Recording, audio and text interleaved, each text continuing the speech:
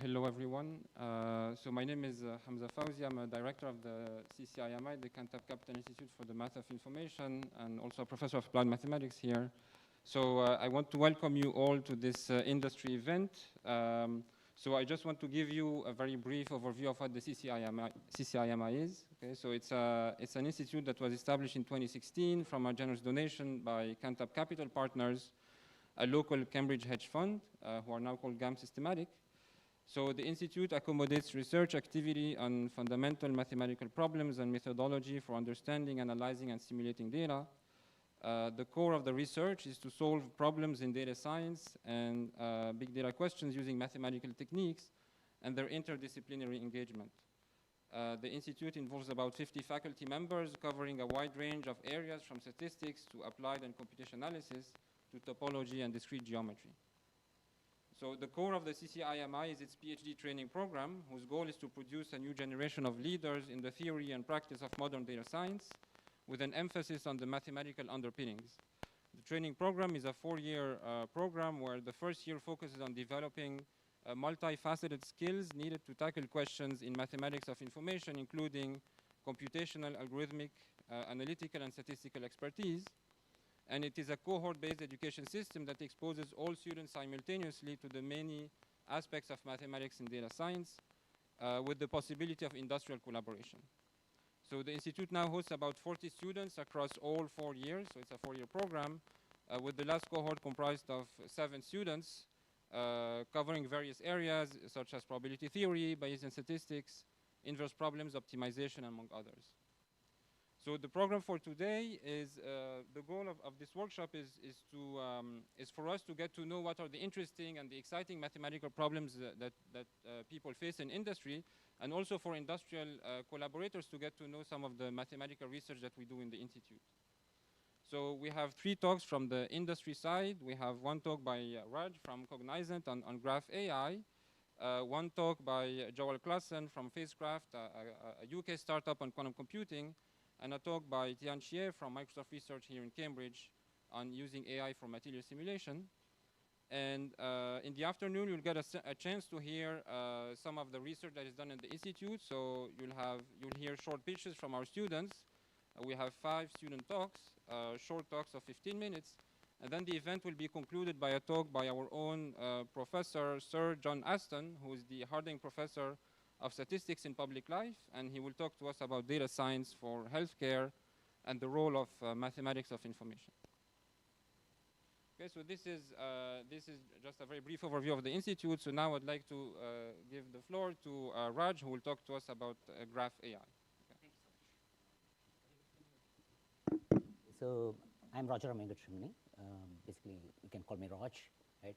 So what I do for work is, I work as a chief architect in Cognizant. It's a Fortune 50 company which focuses on IT solutions consulting across the globe.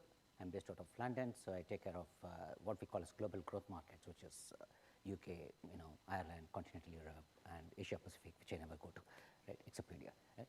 So what we do is try to apply data AI and drive digital transformation. Most of our work is to kind of drive solutions in digital transformation for our clients, right? So that's what we do. And yeah, so as part of, sorry. Okay. Is it because this mic is on? Or? It's always good to give a long intro, then you can test all the mic systems, everything, it all gets, right?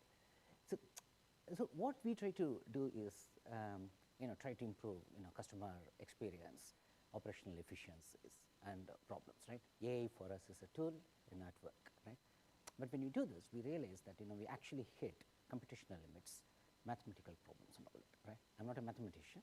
I'm a hobby mathematician. I study theoretical physics in KCL now, right? That's because I got interested in mathematics after coming and meeting some of our colleagues here in Cambridge. I realized how hard it is and how easy life is in, in the industry. Thanks for that, right? But without much ado, right, let me talk to you about why Graph AI and why we are doing this and so on, right? See, we're driven by the opportunity to make money, right? So graph databases itself, is about $7 billion global market. and it's growing at 22%. And that's the first motivation. Second thing is, what we are seeing is the graph technologies are being used in all AI and digital transformation across the world, right? If you kind of look at what was being done few years back, people were using big data technologies, they were using relational databases, they were trying to use data lakes and all that. Now there's a big shift towards using graph technologies. Like almost 80% of the transformation work involves graph technologies. So it's something which we cannot ignore practically. Right? I'll talk to you about why we are using that, etc. Right? So it's expected that this is kind of every transformation initiative in every industry and government is going to use graph technologies in some shape or form, right? And hence it becomes absolutely important for us as industry to focus on graph technology. The other aspect which is driving this is the concept of digital twin, right? In short, digital twin is basically a digital replica of a physical asset, but it's more than that. It's also a it could also be a process. It could be a manufacturing process. It could be customer buying process. It could be essentially a customer journey. That could be a physical asset, and you want to replicate that in your computing world, right? And kind of be able to model, do what if analysis, and be able to predict, and so on and so forth. Right? So that market is going to be about $50 billion, and not all of that is going to be done using graph technologies. It's going to be done using a lot of other ways, but graph is proving to be increasingly important, right? So as part of this one, right, this talk, I'll try to give a sense of one, how we have used graph technologies in the industry, in finance, area, and also applied it to immigration. Secondly, I'll also talk about how we have used graph technologies in supply chain management, right, to briefly give a view. Then I will talk about few areas which I think, right, with my rudimentary knowledge of mathematics, what should probably be done, right, to make this actually useful for us, right? I know it's just to spark some thinking around it. Hopefully it's useful, but I'm sure there are a lot of great mathematicians out here who will be able to come up with much better problem formulation and so on and so forth. So you would have, if you have been following artificial intelligence, you would have heard how data is central to our transformation. Right? Data is considered to the fuel. It's called the new electricity, and others have popularized that. Right? But data itself can only give you so much insight. What you really need in a complex system is to manage interconnected data, right? And that actually is where the real information is, the real insight is, right? So how is this interconnected data helping us, right? Take say financial services industry, for example, and you want to kind of detect fraud, right? And you need to detect fraud in real time. If you look at each individual transaction, a payment transaction, or a customer making an inquiry about a financial product, there's no way to figure that out, right? What's fraudulent? But when you actually pull things together and see, the pattern of transactions, then you actually get a better sense of, what's going on really, right? And you also try to understand how different, innocuous customers are actually connected to anti-money launderers and potentially terrorist gangs, maybe even drug traffickers and all that. Right? Now, for you to figure this, complex interrelationships, right?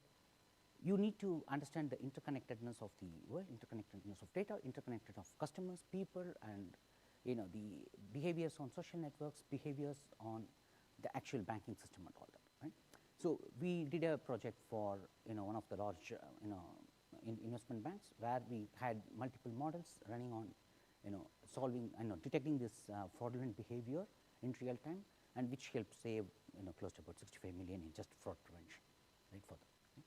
So that's kind of why it's important. Second thing is the supply chain management, right? So I was actually planning, and initially I was trying to drive here from Maidenhead where I live. Then I thought, it's easier to take the train. I'll take the train, and there'll be a taxi at the entrance. But when I actually came here, they had planned the taxi such a way that every time a train comes, they kind of have probably 10 taxis come in. Right? But because of the rain, a lot of people chose to take the train probably, and they needed actually 50. There was no way for the system to predict that, right? So people had a long wait, right? Somehow managed in time, so I'm here, didn't keep you waiting, good for that.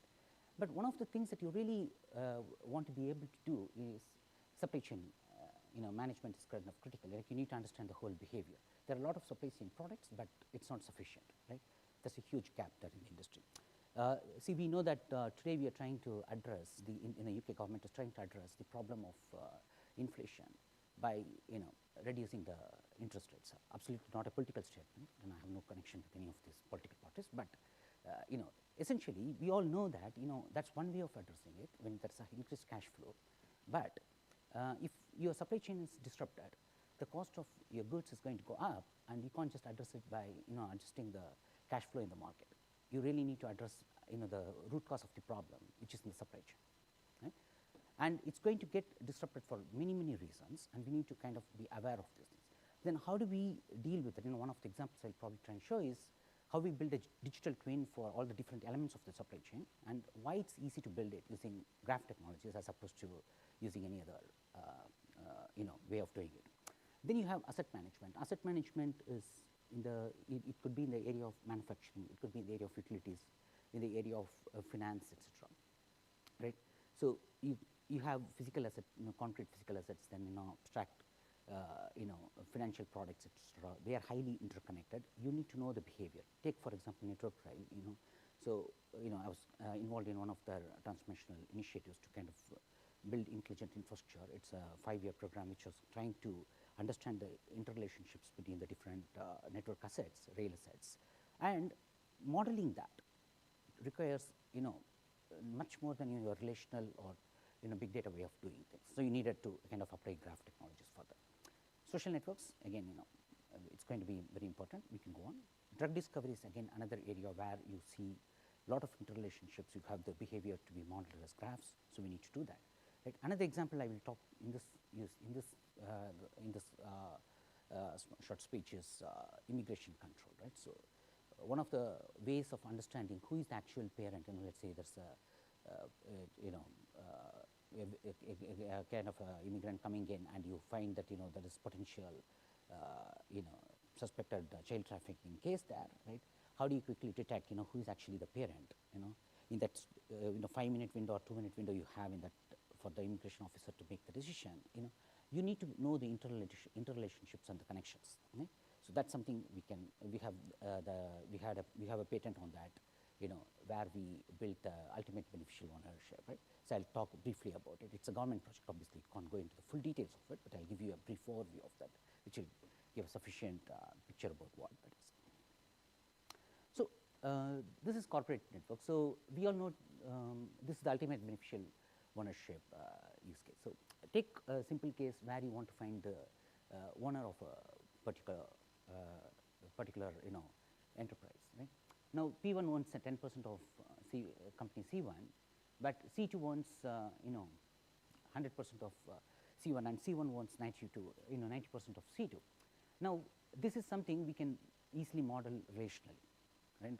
Query it. We all know that in cyclical way, P1 actually has 100% ownership of C1. Right?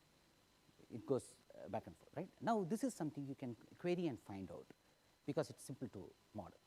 Take something little bit more complicated, where you have a multi-level indirect shareholding. Right? You have the different people in green, right? Like Waze, Blah and Grab, who own different percentage of shares in the different organizations. Right? Now, if you want to understand, who is actually owning which how much share in which organization, the way you need to do is to basically create a relational structure which says who is basically the ownership data, the company information, the data. You have to flatten that out, and you need to run a join, right? And it's not very difficult to do because this join is bounded, right? Because you have only so many tables, and you can run a join and you can run the query. Even if you have a large database, you can query that, you can get to the answer. But it gets more complicated when you have a much more complicated interrelationships, right? And in interrelationship where you do not know all the parties, right?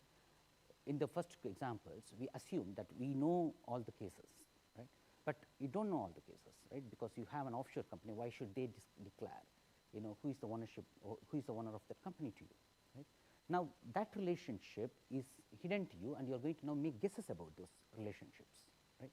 and you are going to assign certain probabilistic values to what those relationships are and compute what is the total ownership. So, you are basically now having two problems. One is you do not know all the information, so you have to make some guesses about the information and assign certain probabilities to that. The second thing is, even if you had made those guesses, you cannot flatten that structure out into your relational query, because it's cyclical, right? You could kind of have very cyclical relationship, and you cannot make that query, right? So, this is a problem. One of my architects worked on with Dun and Bradstreet. We solved that problem, right? And the way we did it was to actually start from a particular person of interest or an organization of interest and find out who are all the connected nodes to that particular person. Now, this whole problem becomes a very simple thing. Even if you had thousands of nodes or millions of nodes, right? It's a question of traversing the graph to find out who is connected to this and see what is the percentage of ownership, right? So, from a problem which was a question of taking the data, massaging it, creating a data mart, flattening it out into a denormalized form and running queries on that, you simply had to convert it into a problem where you search through the graph and get the answer straight away.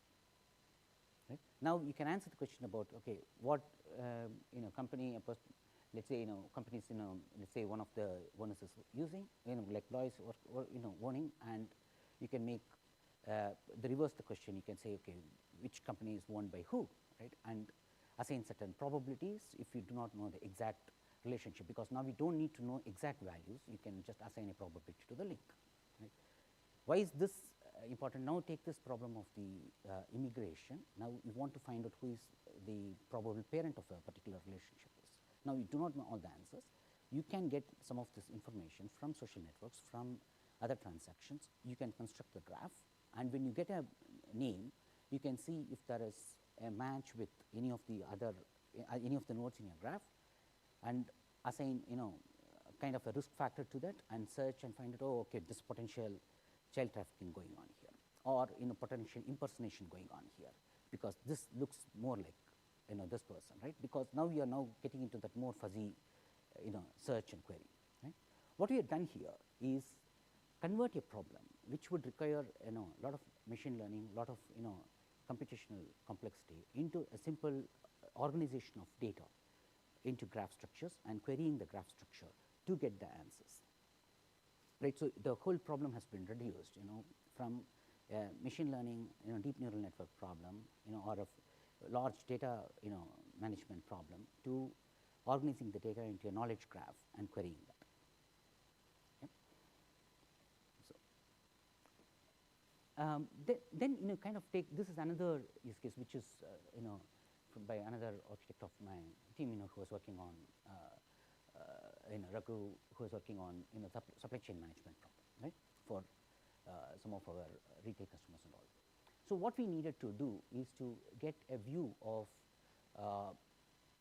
the kind of the supply chain management situation, what are the different entities coming into the organization, etc., for retail clients, manufacturing clients, and use that information to make the right queries. You have number of supply chain management products out there, right? So, there are organizations which build these products. They all work on very legacy technologies, relational way of doing things. They are migrating towards some of these graph technologies, but there is no easy way to query these things in the industry today.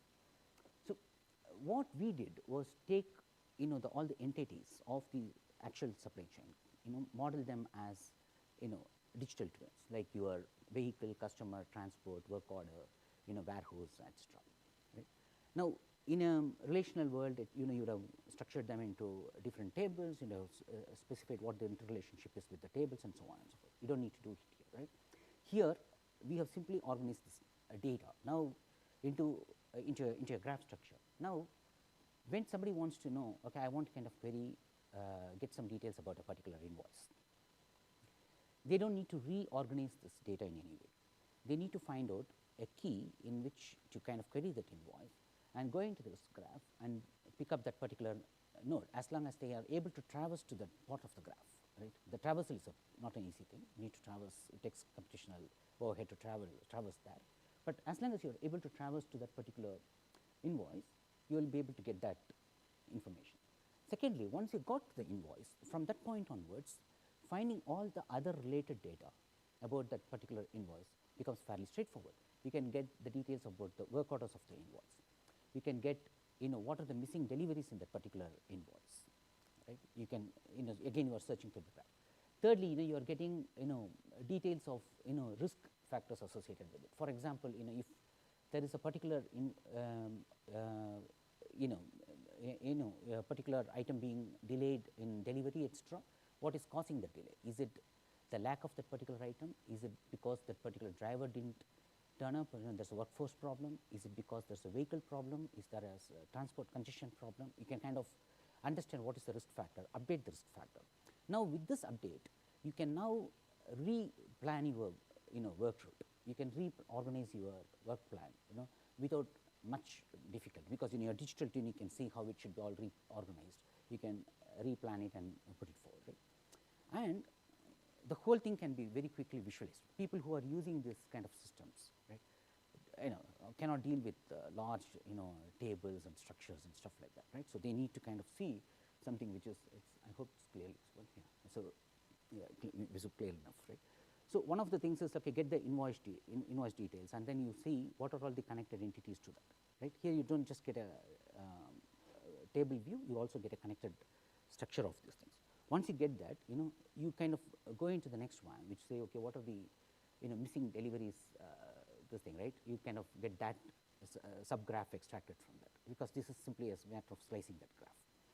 Then you go into the work order details, and you will be able to search through that and get that information. And what you get in addition to simply what's missing in a table format is what are all the related entities, what are the connections between these things, in a very quick, easy to visualize way. And this visualization is important, because that it gives the end user a clear understanding of what's really going on. Once you do this, you can update the risk score associated with this, and you can associate that risk score, and then you can now test new plans that you have. Let's say you are now issuing a new work order.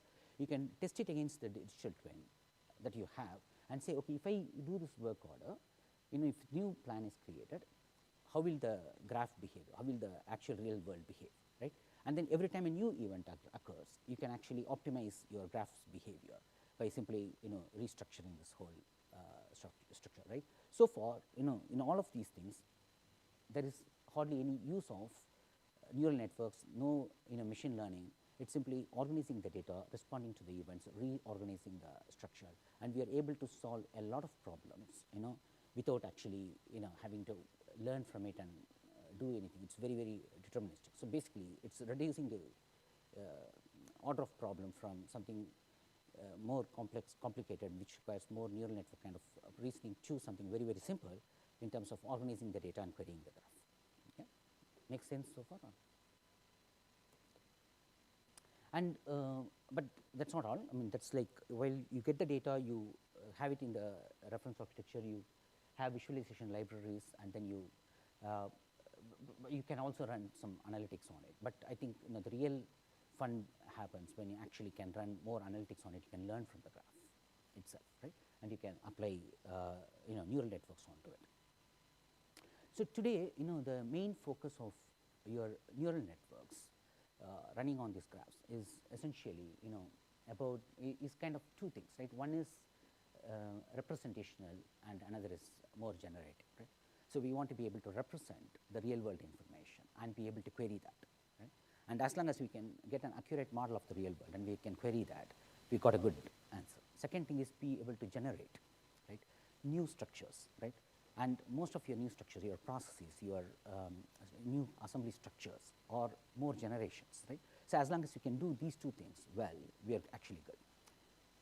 And then you have to do three things essentially, like the filtering, right? I'm sure some of you are probably researching into graph technologies theories in depth, but one of the things is filtering, right, which is more around spatial filtering and the spectral reasoning, right? So there are a lot of theories around it, right? To kind of get a better, reduce the noise in the graph, get a better clearer view of what the graph contains and what it actually represents, right?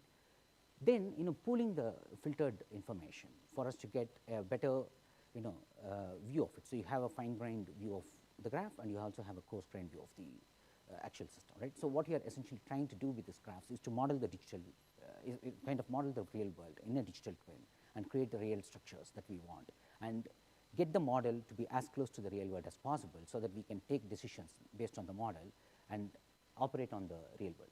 And then activation, right, to kind of color it, to kind of restructure the central points and other things, like search through that, do all of your stuff, right? But when you apply it on the actual industrial problems, you need to focus on making it resilient and more optimized. So one of the things is to kind of make sure you are going against some of the common adversarial attacks that could potentially happen on the graphs, right?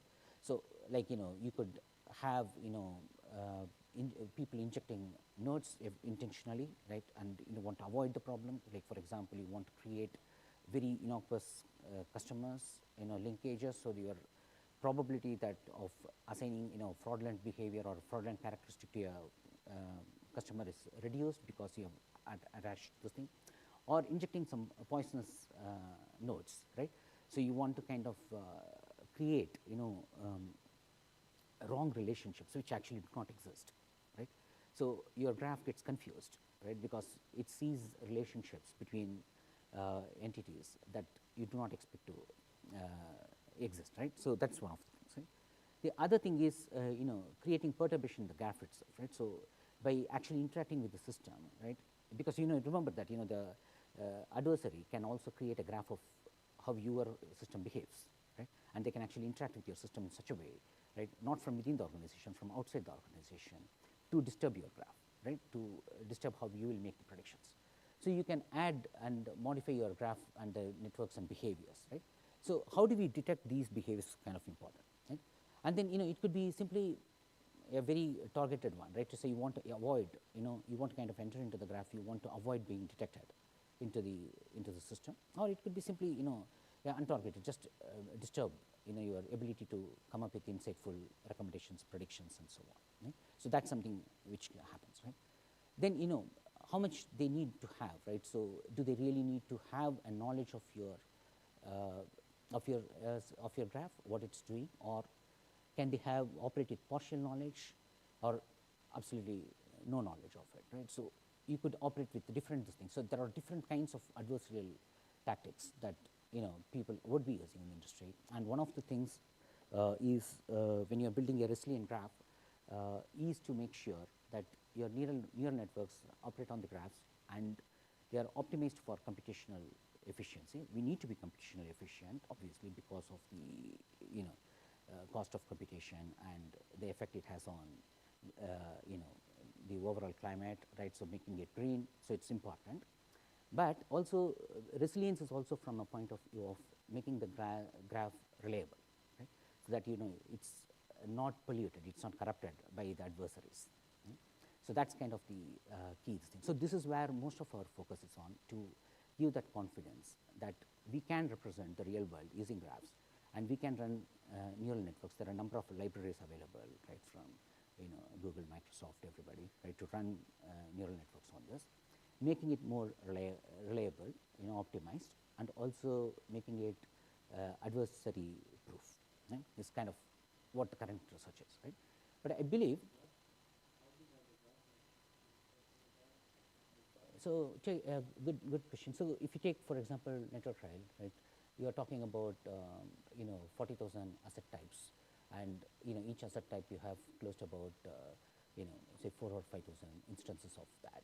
So in many of these cases you are talking about few million nodes to in some cases if you're really looking at very large, most of the graphs are like few million nodes, but if you're looking at larger ones, it could keep growing to much larger sizes, right? So you could run to nowadays I think dealing with petabytes of data it's quite normal, right? But people are not dealing with such large data sets, mainly because they are not able to go beyond a pure matrix representation of the graphs and all this, and there is a limitation of how big matrices you can actually process with this one, right? And which actually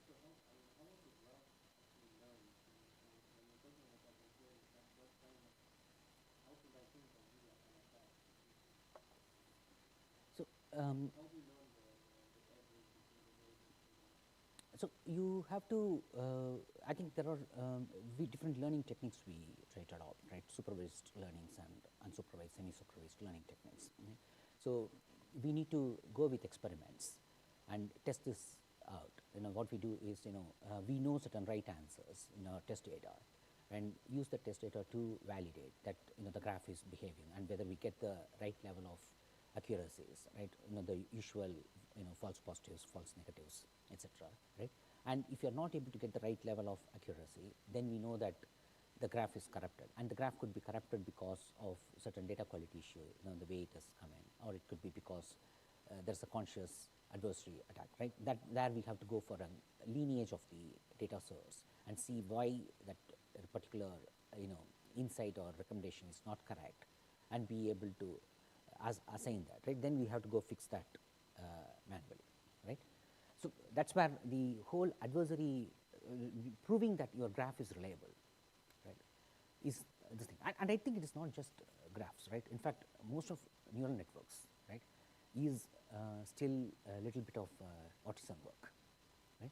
You really can't prove much of things with neural network. I think I was at one of the talks by I think Professor Gita Kuchinok in I think she's done. I think probably she's the only one I know who has done some good work on creating formalisms around machine learning and neural networks.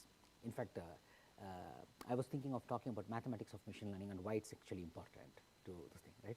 But then it took a lot of time to go through that. Then I said, I would rather talk about what I'm actually doing, right, rather than what I think is really important, right? I think that formalism is. I think she's doing a lot of good work about optimization, inverse problems, and all of this thing. It was arranged at one of the Cambridge this thing, right? So it's this thing, and there's also some work going on in Bath University, which I would like to attend, but I don't get a chance to do, right, because of other pressures, which is talking about formalism. But in graphs, it's practically non thing because people assume it's there. Because people, unlike in machine learning and other things, neural networks, people know that formalism doesn't exist. But in graph theory, people think the graph theory is robust enough, it is formal enough, right, and it exists. But you can't prove, right? For example, I have a data set.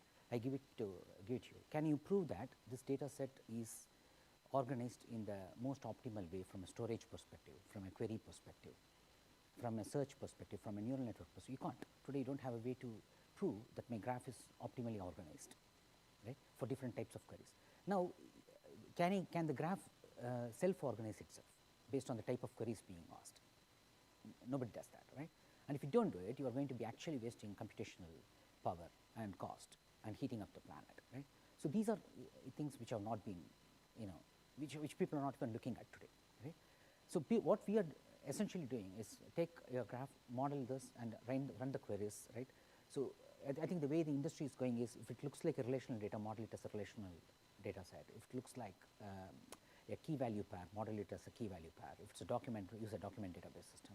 If it looks like an interconnected data set, load it into your graph system and query it. Right now, industry is not thinking beyond that, right? Not Neo4j, not Neptune, none of them, right? They're all there, but they have not gone beyond that. But I think there's more to do in terms of formalizing the structure, because a lot of complexity in the world is because of the interconnectedness of the data, right? I mean, to kind of work through that, and that's not being right? So what I thought was two or three areas which I thought was kind of interesting, right? If you look at most of the graphs, right, they are represented as, this is my attempt at trying to make this interesting for the mathematical audience here, so bear with me, right? So, if you really look at one of the things, all the graphs are represented as pure matrices, right? And all your algorithms that run on graphs, like we have 300 years, if I'm not mistaken, right, from the date Euler had to come up with some of those things, to they run on this kind of a adjacency matrix representation of this, right? There is tensor processing software, right? Like Google's TensorFlow, everybody knows about it, right? You can deal with tensors of higher ranks, right, with this one, right? But they are all ultimately matrix processing units, which means, like, they will construct a matrix. If you have a higher order tensor, you would, let's say you have an image with some frames or some sampling rates, then they will actually associate that. You will construct a matrix, an adjacency matrix, and within the adjacency matrix, they will embed a matrix, and within that they will go. Right? Obviously, you don't think like that, because then you will not actually structure it that way, right? So you get stuck. So most of these we cannot mod.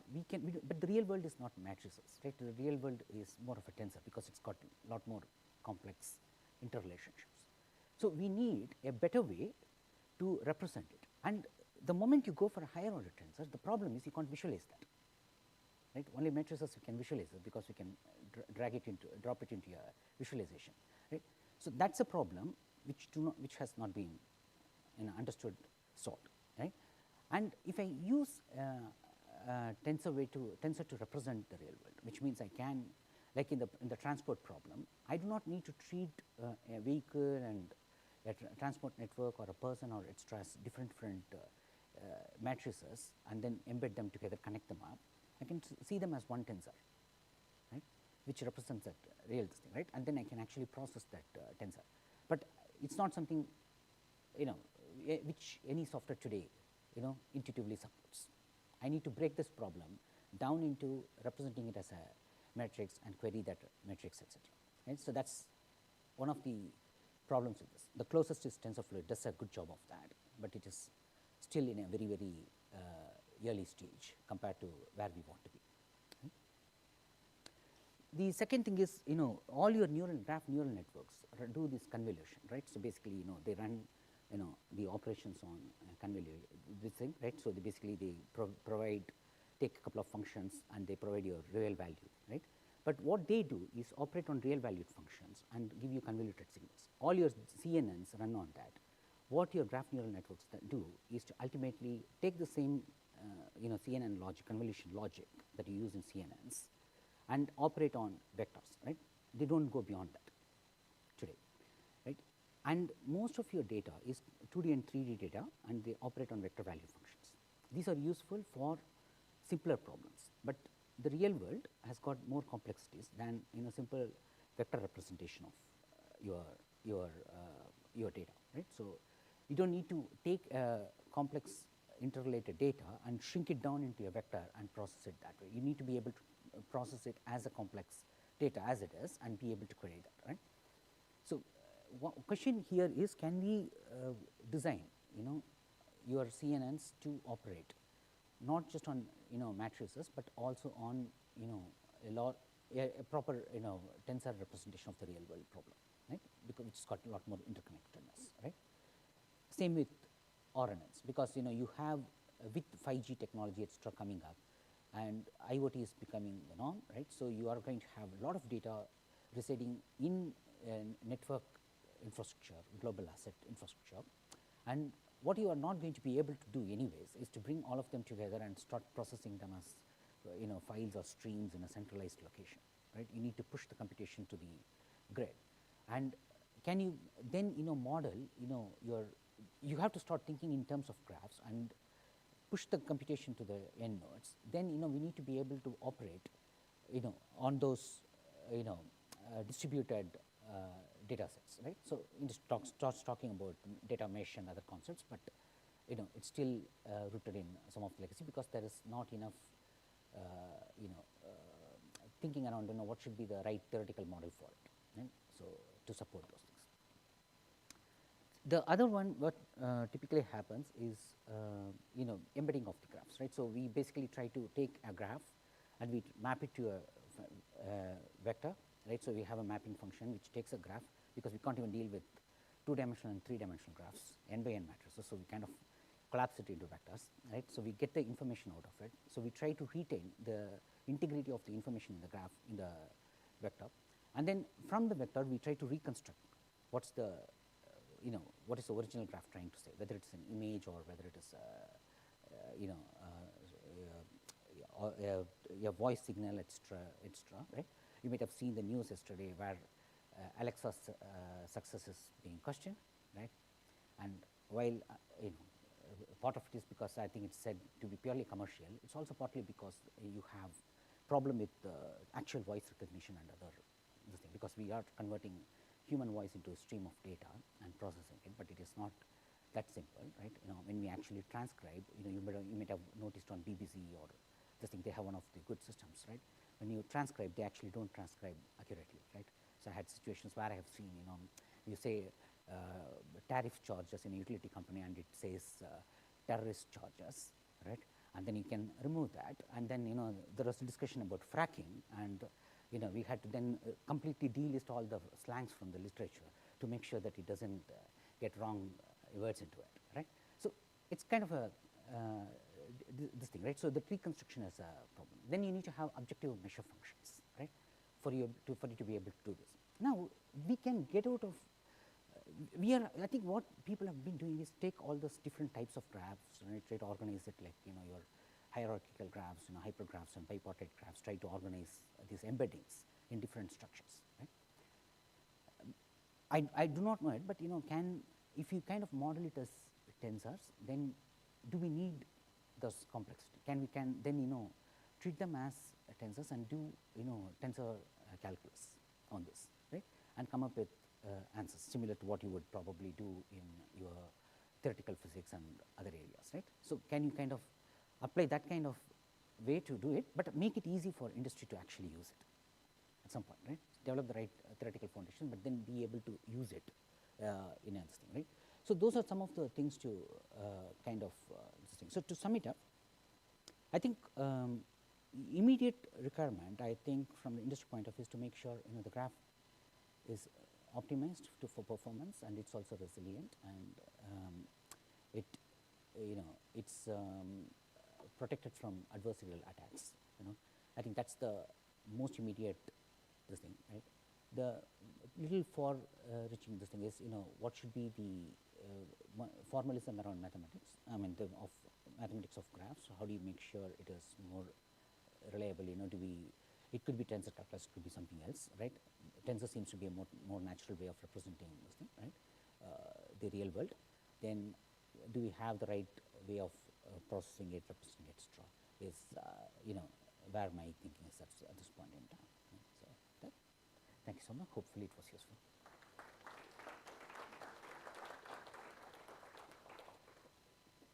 Any questions?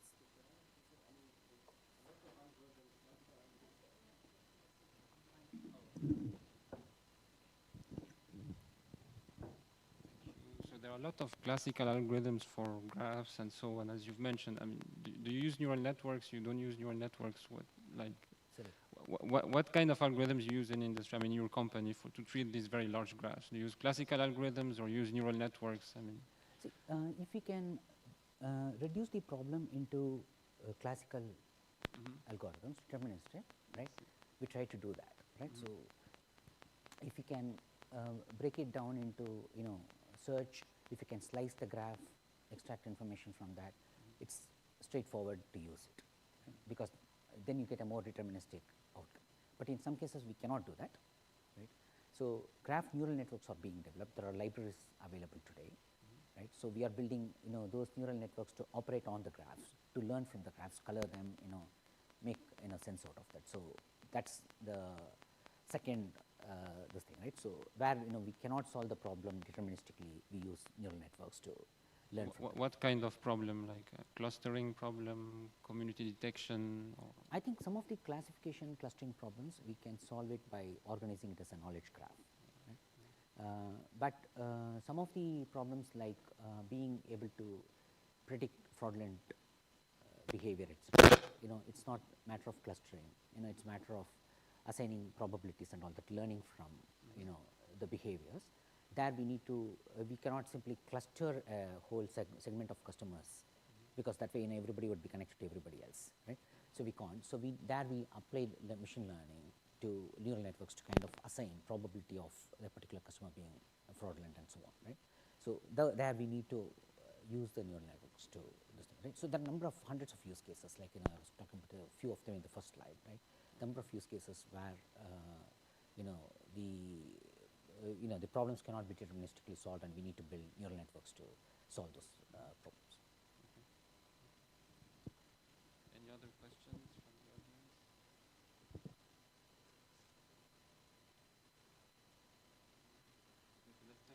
Okay, thank you so much. Hopefully.